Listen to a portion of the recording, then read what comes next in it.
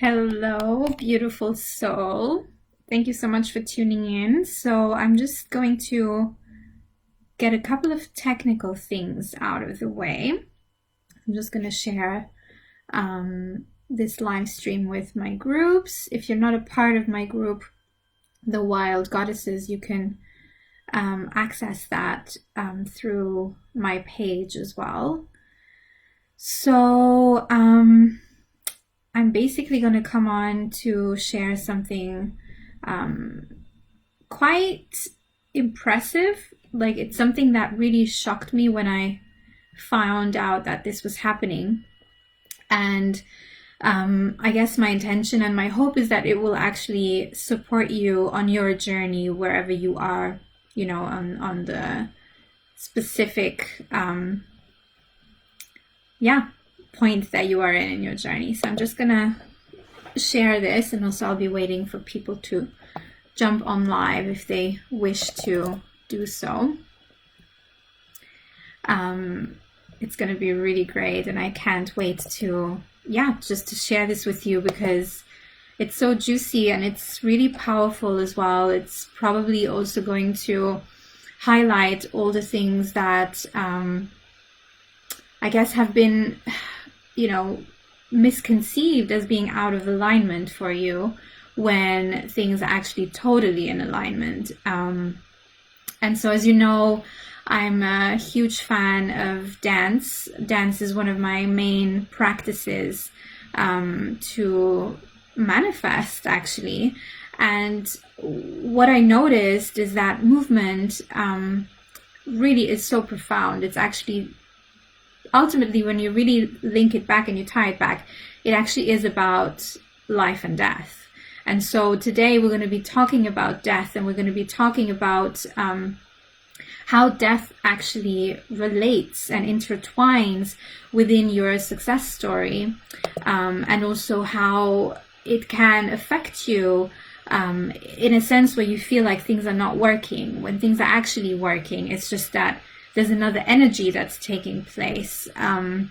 So I'll also be talking and highlighting things around the feminine and the masculine energy. So if this is something that you feel curious about, maybe it's actually one of your niche of specialty as well. So regardless of where you're at on that scale, I invite you to stay on and to comment, and throughout this. And even if you have any questions that show up throughout the things that I'm going to be saying, I invite you to really have this conversation and to share your own experiences, because I really feel like this is such a profound thing, and a lot of people on the journey towards success, like when I'm saying, the journey towards success, what I really mean is when we actually start to manifest the things that we really desire to manifest in our lives. It's when we become crystal clear and aware that, we actually have a direct connection with where our life is going. Of course, there's things that will always be out of our control, and this is most likely also going to be a part of this. And more than that, it's also what I'm sensing, the journey towards success is that, it actually is what is entailed and, entangled in this, beautiful life that we are actually creators. So if you actually see yourself as a creator of your own life, and you see yourself as a divine being on this planet, that you are in charge, that you are responsible, then this will definitely talk to you in a profound way. And if you don't see yourself yet as a creator in your life, or you feel like things are still sort of happening out of your own wanting or out of your own desire, then I also invite you to stay on, because you might actually find some pieces for your own puzzle. So one of the main things that have really been coming on for me throughout my experience of life has been the huge amounts of energy that I had to move inside my inner world, but also in my outer world, and how, I've really been studying the repercussion of what is happening inside me and the states of being that I'm embodying, and how that actually impacts what is possible in the external world for me. And so what I've been really fascinated with is to find this interconnection with my own fear of death, and especially actually not when I thought I was going to experience it, because to me, the fear of death and these turmoil emotions, etc., I had been familiar with them when I was in a state of depression. So these things were coming up, and I thought, and I was linking it back to disease, to things not being in alignment. So for me, when I was having, these thoughts around death and this fear around death, I was actually linking it back with something is not working. There's something wrong with me, and this is why this is coming up. And so what I found throughout my journey was that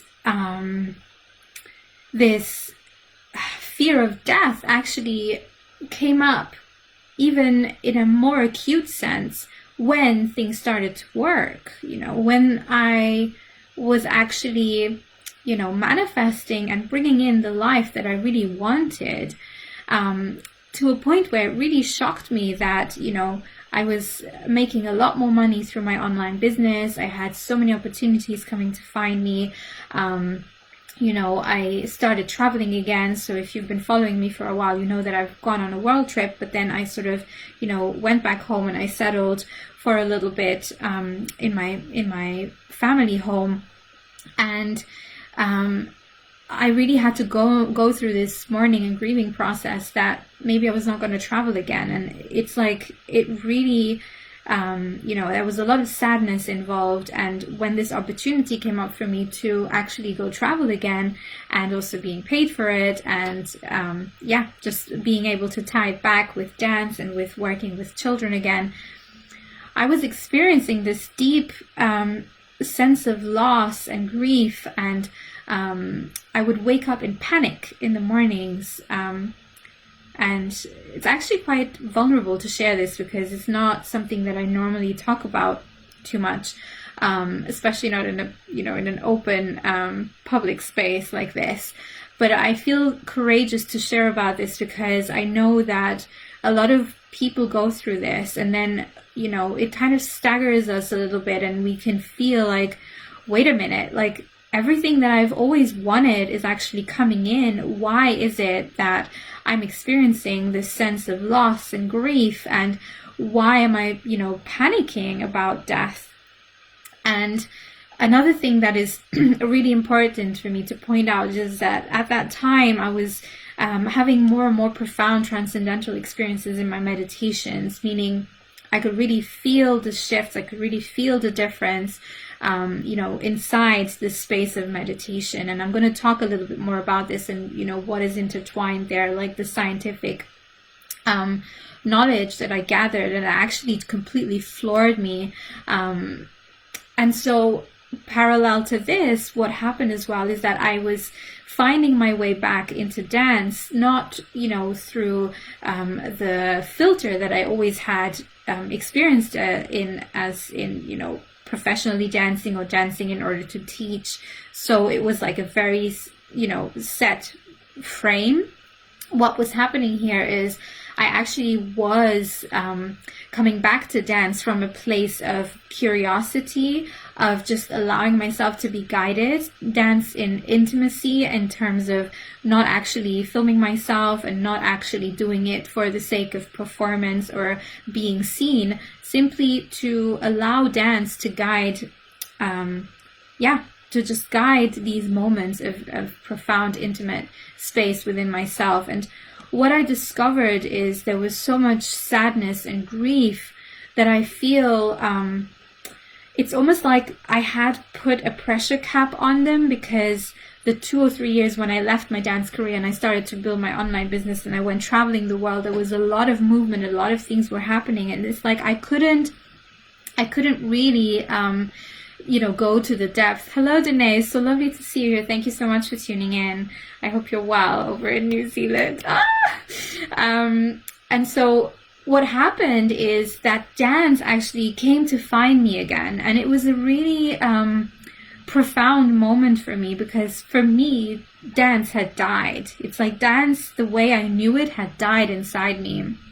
And it was a very disconcerting time for me, because it's like a part of me really wanted, and desired to have had that amazing, professional dance career of traveling the world and, being on stage with Madonna and all these amazing stars. And it's like I had this deep urge and this deep desire to, have experienced like a dance career in a professional sense, like what I thought, what my 20-year-old self thought it was going to be like. And so when I had to go through this grieving process and like closing the door to this, because that commercialized side of dance was just actually killing me from inside. It's like my body was in stagnation through this. And so I stopped my dance career on a high. Like I loved teaching, I loved the whole momentum, but it's like something inside me was telling me, this has to stop, this has to go, something new needs to emerge.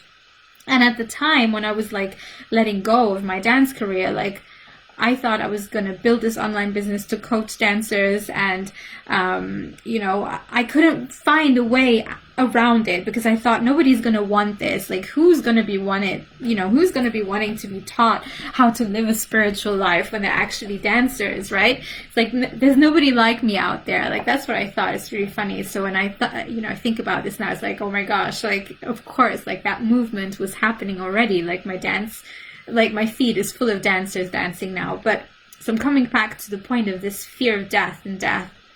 And so it's like all these emotions of grief and pressure and, needing to get there. And it's like it had been placed under this pressure cap. Meanwhile, I do something else. And so meanwhile, I did something else. It's like I had this chapter in my life where I was actually in survival mode, where, I ran out of cash. I would constantly, just keep myself stuck in these patterns where I would really want to create something and then it wouldn't quite emerge. And then it's like, it was a lot of pushing and like prodding. And so a very masculine phase in my life where I had to go out there to get it, right? And it was like in a complete polarity with where I had been before, which, was a moment of, deep wounded, a wounded sense in terms of like life is happening to me, everything is going out of control. And so in that moment, it made complete sense for me to experience the fear of death and experience grief and experience all these heavy, gunky emotions. And it's like a part of me even thought, well, this is perfect because it makes sense, right? Because I wasn't well, so things weren't going well the way that I really wanted them to go. So of course I'm going to be experiencing these deep moments. And so, fast forward 4 years, 2 years, it was like 2018-19, when all these amazing opportunities started to come my way. I started to sign clients, started to make more money. I started to feel a sense of safety and trust and just groundedness in my life. Then I had all these, fears of death, and I had all these panic situations, and I just didn't understand, right? It's like, wait a minute, like this was all I've ever wanted, like all these years that I've worked so hard and I pushed so hard and I tried my best and I was like going out there to get things. And now that I'm there, it's like, I should be happy, right? I should have joy. I should feel exhilarated. And what happened is like, it was almost like the opposite. I would go into states of like deep despair and frustration. And it's like, I had no obvious reason to put it forward into. And so now what I'm seeing here is that what is actually happening is that whenever we experience success, it's like we actually get ourselves entangled in a post-traumatic success disorder. So it's not post-traumatic stress disorder, because that one is logical, right? Like something traumatic happens to you, something is not working, and then the trauma comes up to the surface, once that phase is over.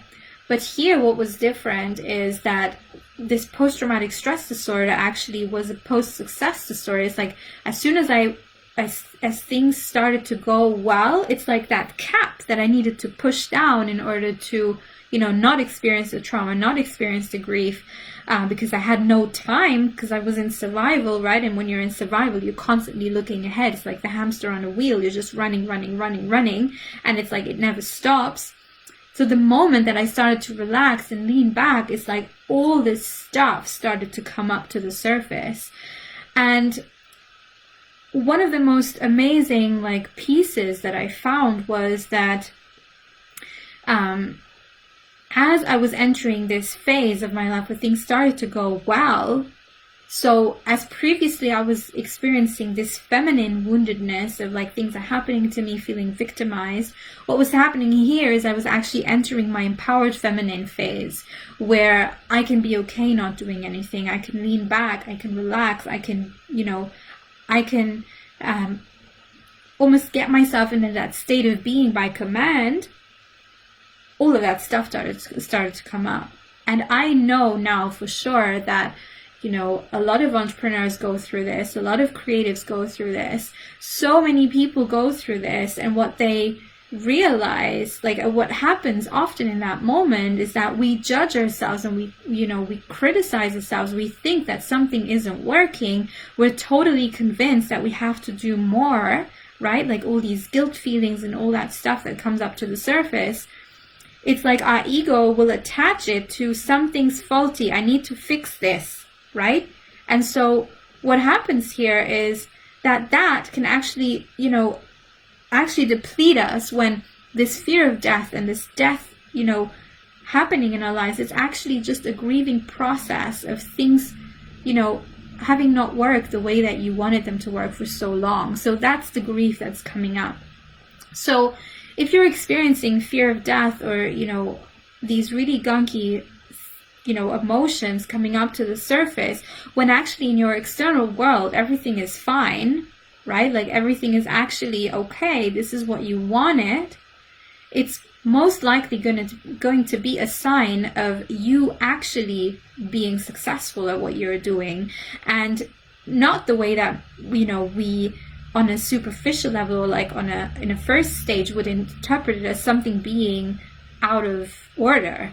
It's not out of order. It's actually a very natural process and a very natural and organic way for you to make sense of that phase in your life where things maybe didn't go so well. And it's like that those emotions couldn't come up to the surface, otherwise you would stop running and you'd get into freeze mode. So especially if you've experienced a scenario, and see how that works for you. If you've experienced a scenario of great hardship, where maybe depression was happening, or illness, or a disease, or a very painful breakup, or a chapter in your life that made you face things that you didn't think you were capable of, and then your experience, so that's like a wounded the wounded feminine place where you're being wounded, you're being hurt, and then you're going through the phase of going into your forced masculine of, I am done with this. I am no longer living this way. I have to do something to change this.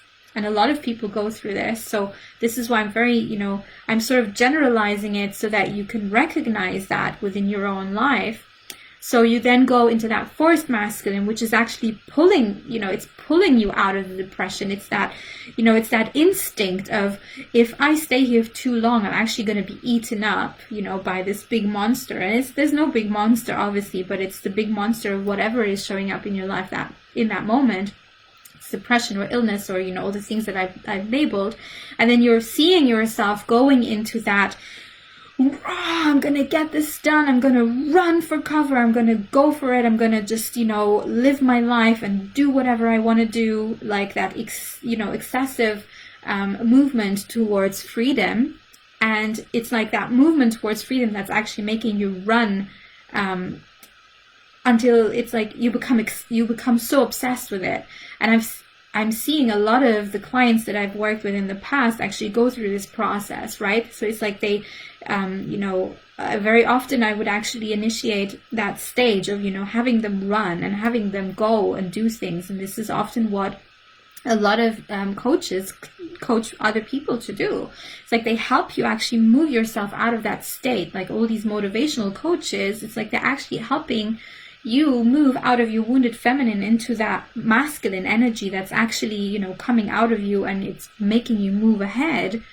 But then once you've actually experienced a certain amount of success, it's like that wheel doesn't want to stop. You keep want to go for it.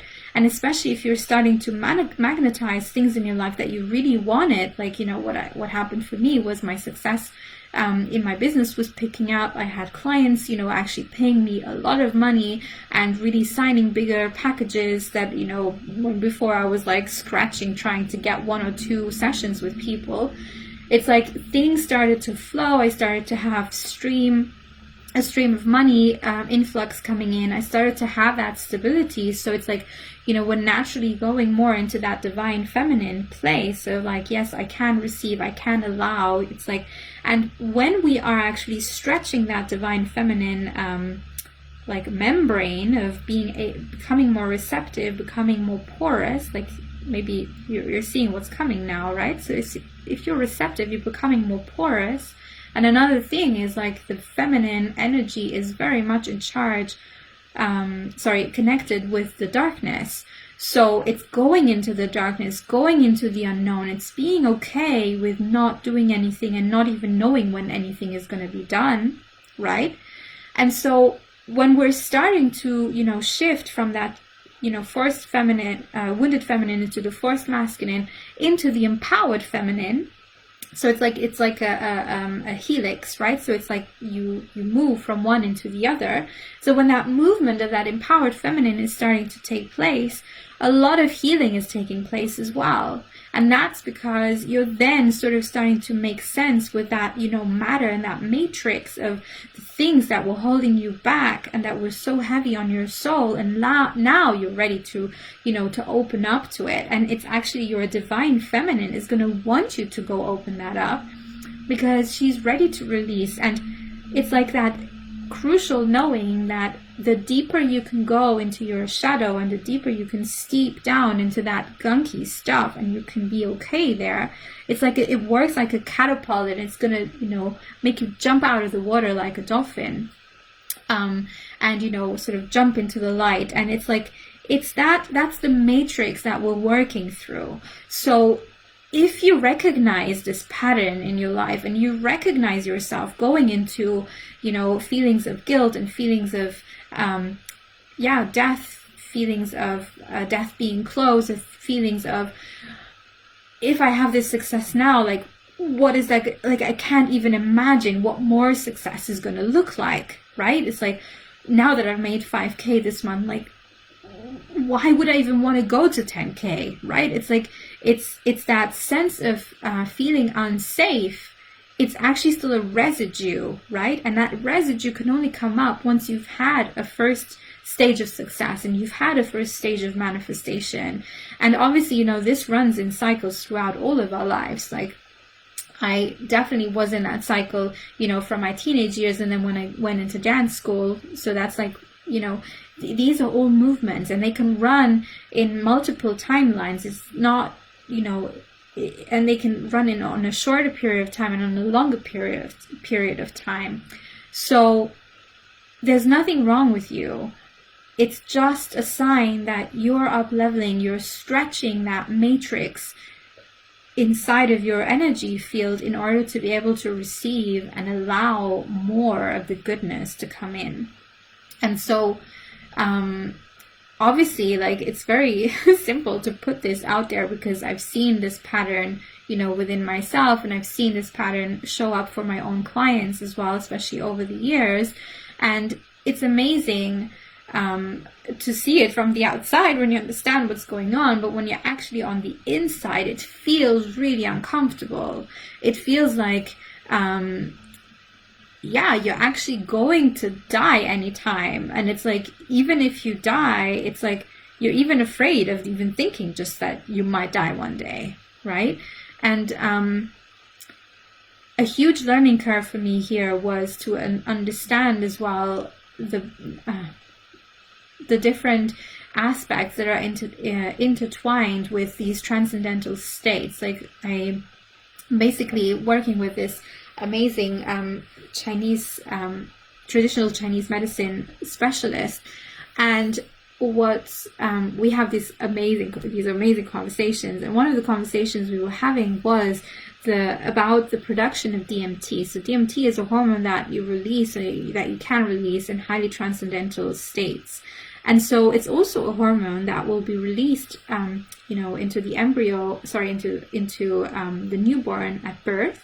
And we also release a little bit of DMT when we die. And so when you actually begin to tap into a lot of these transcendental states in your meditations, what happens is like you're always touching a little bit of your own birth and you're touching a little bit of your own death. It's like you're stretching yourself in between these two polarities of life and death. And so especially if you're going into that more feminine timeline in your life where you're allowing yourself to relax, and it's like it's also why a lot of people can't relax, because ultimately what they're afraid of is they're not afraid of sitting still. It's like they don't even know that they're afraid of that. It's like, yeah, I can't sit still. I just can't sit still. Yeah, you can't sit still because deep down it's like you're really afraid to face what it means to die. And if you can't make sense of dying, then it's like you're missing a part of the concept of death, of life. So death is just a mirror to show us how much we live, right? And how we live. So taking full responsibility and ownership for this concept of death means that you will be polarized with that responsibility of life and how you're living life. Right? It's like you can no longer just go through the motions because you've actually died, right? And so whenever we succeed something, there's an aspect of us that has to go. It has to actually fully die. And we're very afraid of death in that sense, because losing what we've been is really scary. Especially when you're losing what you've been, and you have to go into something that you don't actually know yet what it is, meaning you're going into the unknown. And so it requires a lot of emotional maturity and emotional intelligence in order to be able to lead yourself into that space. And this is, that's actually the place where I'm specializing in right now, is to really help women to lead themselves into that space where they can be okay with their dreams dying and the life where their dreams didn't happen to die. And it's a really profound state. And a lot of this can't just be accessed through conceptualization. Like what I'm doing now, I'm just giving you the concept. But at the bottom of it, it's like you have to actually embody these pieces, because it's only through embodiment and through the experiential chapter in your own life timeline that you can really feel and sense that connection to your own power, right? It's like the connection to your own creative potency. It's huge. It's so much bigger than you can even imagine it to be. And so through dance, we can actually access these states of consciousness where we can actually embody this. We can pull in that, that dream life, because we can be okay with that dream maybe not coming true. And that's the real power. And very often when we grieve that dream not coming true, and even when we grieve that life where dreams do come true, right? Like when we can grieve both of those aspects, and we can fully embody that with, specific tools that I share with only my clients. And it's not that I don't want to share them with you. It's simply that it requires you to really move into that journey and to take that journey, your own hero's journey, and to go into your own hero's journey of embodiment, where you're really sensing and feeling all the places where, this post-traumatic success disorder is showing up, and how you can command almost like your energetics to shift in a way where it will actually help you rise to your next level. And it's not going to pull you back down because you're going to go back into the fixing and to, I have to get this done mode. And a lot of people can, feel very motivated and very happy in that stage for very long periods of time. But the truth is that masculine, especially the forest masculine energy, it will come to a stagnant point again, because that masculine energy can run very fast, but usually the stamina will run out at some point. And so it's like those women usually who come to me now at this point is they've done the wounded feminine, they've moved themselves out into the forest masculine, and they're trying to figure out how to lean back into their empowered feminine, right? So which means that they can really create a life that is sustainable and where success can be fully received, and it's not, success and run to the next thing because this still doesn't feel good, and they just keep running, right? So it's like to reverse that, and it's not even a reversal, it's a completely new shift of a stretch in your energy field. It's not accessible from that place of doing and running and running for cover, because again, that's like in your mind, like your mind is just projecting you into the future.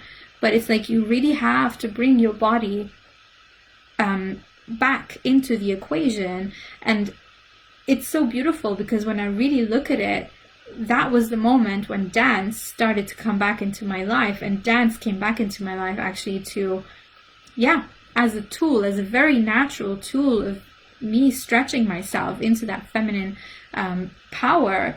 And it's like what I'm working through now is really to just follow along with the helix into that masculine energy blueprint, where it's like my empowered masculine energy is now here. It's like he's coming in, and as he's coming in, it's like I know that more money is going to flow. I know that clients are going to flow. I know that I am living my life's masterpiece. It's just a natural result of my energetic positioning, right? And it's not because I'm doing more, and it's not because I'm pushing down my emotions. It's like everything comes into wholeness because everything is a part of you already in this specific moment. So let me know if this was helpful. I really enjoyed talking to you about this. And I would love to, just hear more about your own journey. If you've seen yourself going through these stages, if you've recognized yourself in this in any way.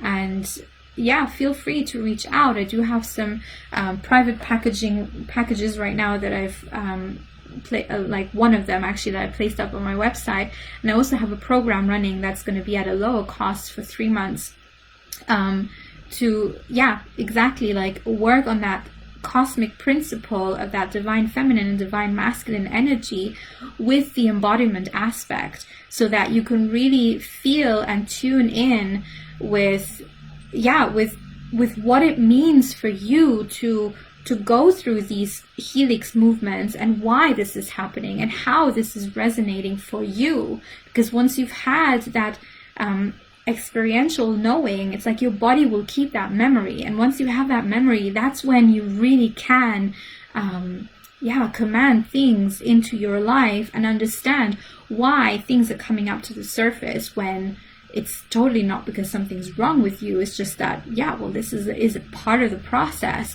And if you're wanting to stretch this, especially with the tool of dance, which is like amazing, like it's amazing on so many other levels because of all the blueprints that are being touched at the same time.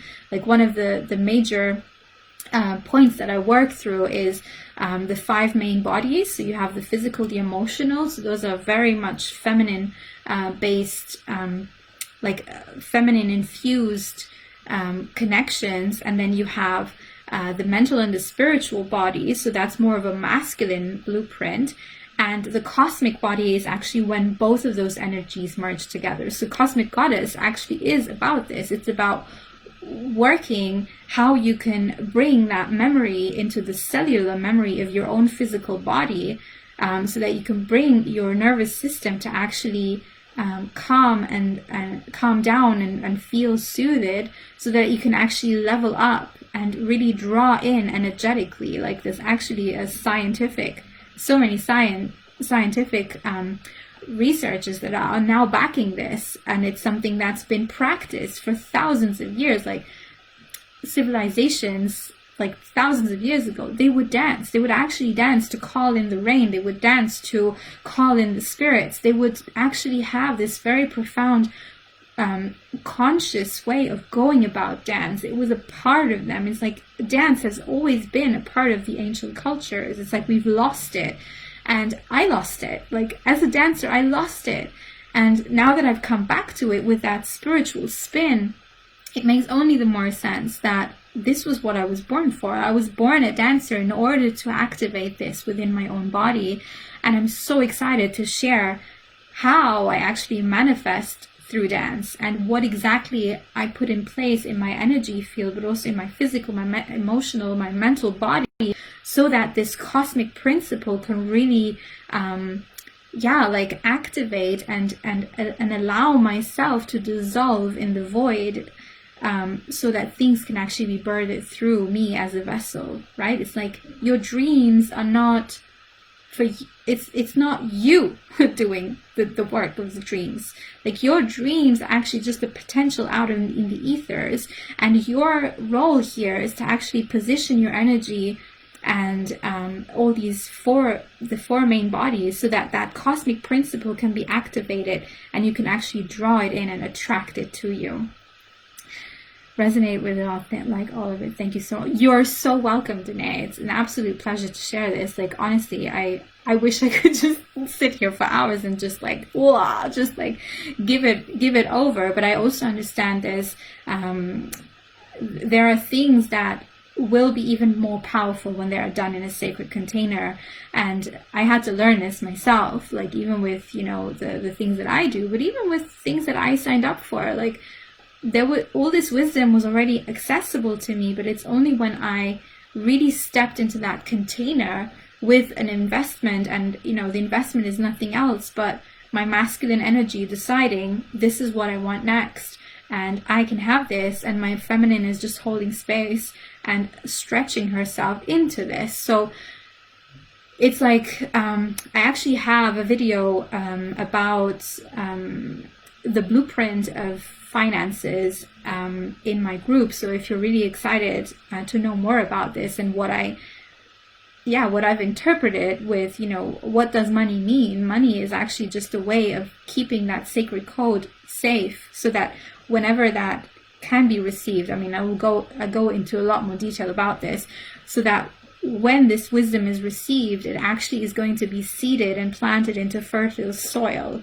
So money has until now been a codification for us to almost like keep those sacred things, although it's been, highly distorted as well. Like, I'm not talking about this. I'm talking about, the blueprint of investments and why investments are important. At the time, the investment wasn't done with money. It was done with other things. It was done with education. It's like you had to actually get a grading in order to access the higher wisdom. And so the investment base is sometimes being used as that, right? It's like it's an initiation process, and as you're going through the initiation, you then can access more. And it's not that you're not worthy of accessing the highest wisdom at the other end. It's simply that there is a process, right? It's like that helix. You will not recognize yourself. Like people who will be in the stage of that wounded feminine, they won't recognize themselves with this video, because this is not who I'm talking to, right? It's like an energetic intertwined connection. Anyway, enough of this. I really enjoyed it, and I'm going to go downstairs and have lunch with my parents. I hope you enjoy your day. And I'm so glad this was helpful for you, Danae. I'm so happy to have had you here. Thank you so much. See you soon.